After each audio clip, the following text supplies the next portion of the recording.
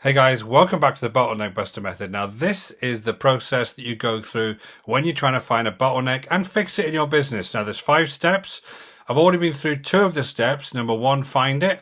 So we want to find out where our problems are in the first place. Second is mapping it. So once we've identified those few things that we think are going wrong, we start mapping that part of the process to understand exactly what's going on. And then this one is extremely important. This is where we actually go ahead and start prioritizing and fixing whatever we think are the issues. Now, remember, when you map a process, if you find 10 problems, 20 problems, whatever it may be, you haven't actually fixed anything yet. But the key thing is to start prioritizing wherever those issues are to see which ones are going to have the greatest impact. Now, we have a really good tool for that, which we use, is going to help you sort out initially which are the problems to go after. Now, I have other videos on this, but this is called the impact effort grid, and it's very, very simple. What we're looking for is to understand whether something has a high or low effort or a high or low impact.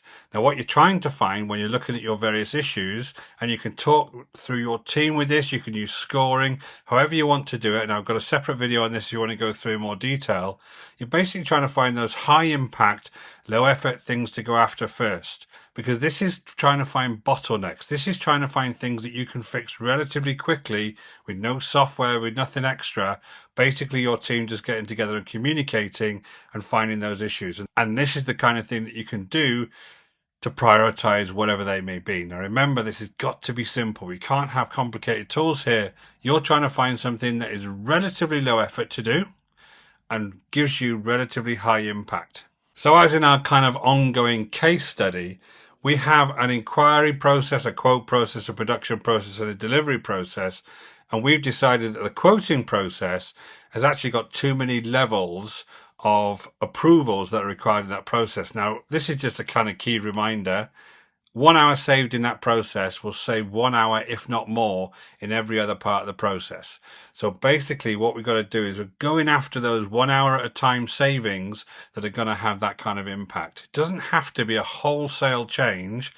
1 or 2 things that you change in a process could have a big, big impact. Now, when it comes to fixes, it is not rocket science most of the time.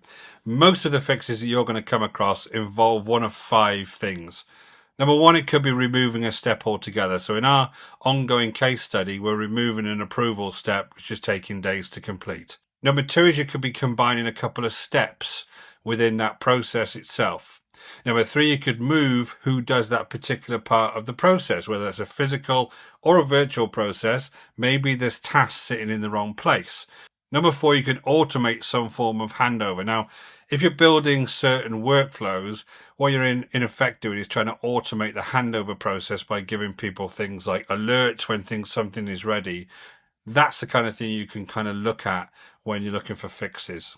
And number 5, you can do it earlier in the process or in parallel. So there could be certain things that go on within your processes, and you'll see this when you're mapping, that could be moved to the front of a particular part of the process. Could be some kind of quality check that gets done at the end, keeps catching some kind of issue, and the first thing you need to do is kind of move that quality check. Now, being a BPI guy, I'd say we have to figure out what's failing in the first place.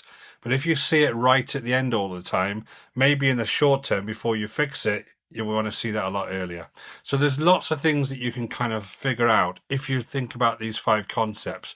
Remove something, combine something, move something, automate something, or just do the task slightly earlier.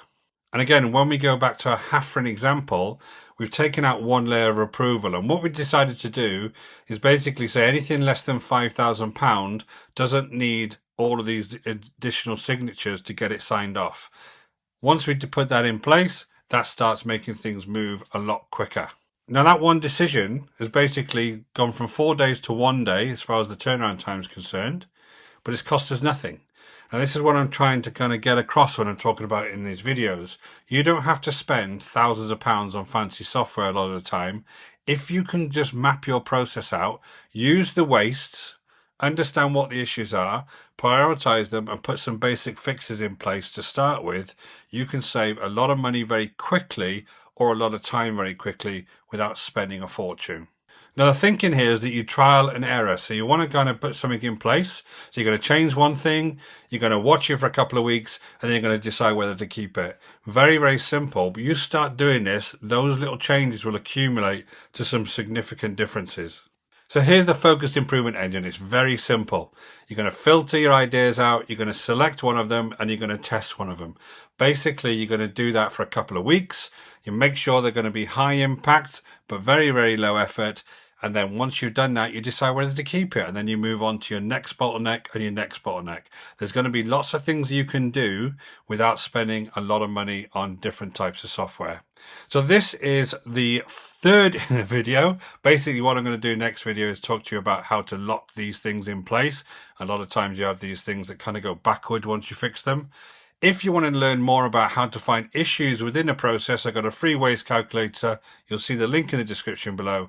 It'll also calculate how much waste you got in your business from very, very simple questions. Hit the link in the description. In the meantime, if you enjoy this type of video, go ahead and hit the subscribe and notification bell, and I'll let you know whenever I produce new videos. Until next time, guys, take care.